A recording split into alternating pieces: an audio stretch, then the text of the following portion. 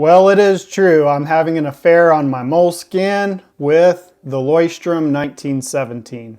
Now, I am a big fan of all my Moleskine notebooks, but I couldn't ignore all the chatter on YouTube and Facebook about these Leuchtturm 1917s, so I thought I'd better buy one and see what all the fuss was about and try it out for myself. In this video, I'm going to do a side-by-side comparison. Moleskine versus Leuchtturm. Let's get to it. The specific notebooks that I will be comparing is the Moleskine Classic, which they refer to as a large, and the Leuchtturm 1917 size A5. The sizes are very similar, but the Leuchtturm is 3/4 of an inch wider. You can see the Moleskine is 5 inches by 8 1/4, whereas the Leuchtturm is 5 3/4 by 8 1/4. Both are in the same cost category, ranging from about $22 to $25.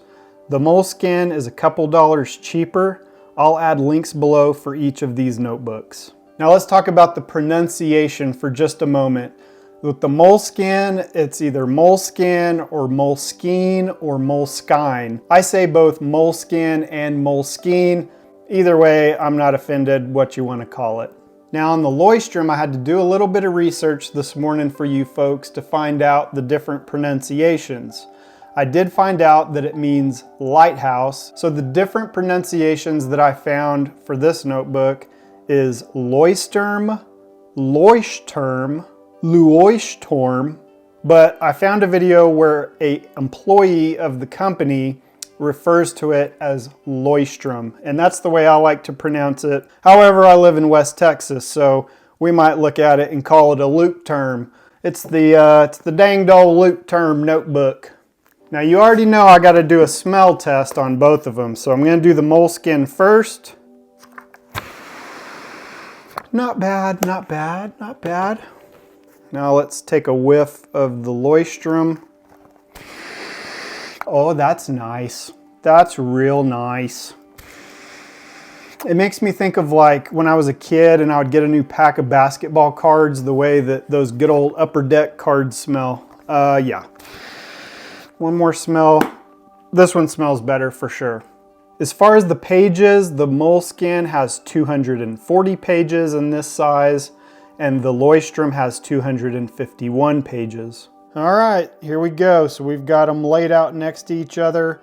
This is my Moleskine. Now keep in mind, I've had this one here for about a year, so it's gonna look a little faded and older compared to this one. But I'm gonna just show some different angles here so you can see. They both have imprinted on the back. You know, this one says Moleskine, this one says Leuchtturm. They both have the little strap on the front. So let's open them up and see what we got here.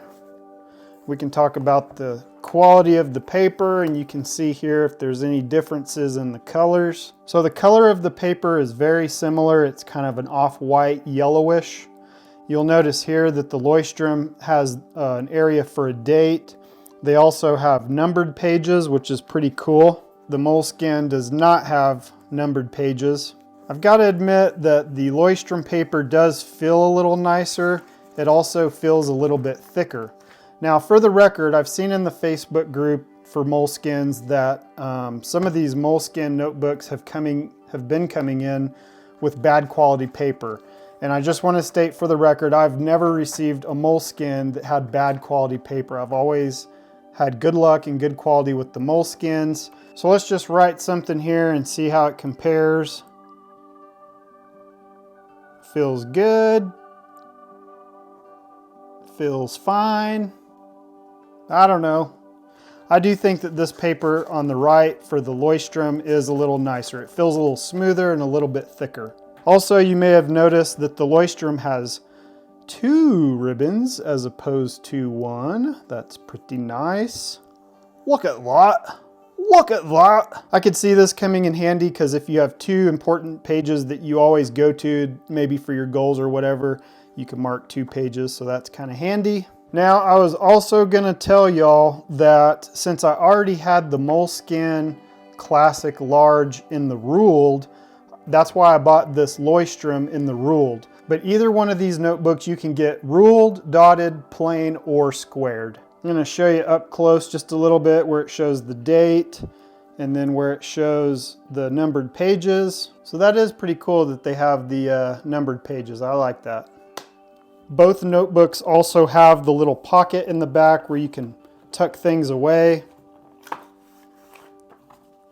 It does feel like the Leuchtturm pocket back here is a little sturdier, I gotta admit. So here they are side by side. You can see that the ribbons are significantly longer compared to this shorter one on the Moleskine. I don't know, what do y'all think? Well, I hate to admit this as a big Moleskine fan, but I think for this size notebook that the Leuchtturm wins out on the competition. So you Leuchtturm people out there, y'all were right. Y'all were right on this one. Leave a comment below and let me know your thoughts on these notebooks and which one you prefer using. If you enjoyed this video, consider subscribing for more videos on notebooks, intentional consistency, and stuff. Now I've got to figure out what I'm going to do with this new Leuchtturm 1917 A5 notebook. So stay tuned for more notebook videos. I'm sure I'll come up with something creative on what to use this for. Anyways, thanks for watching and I'll see you on the next one.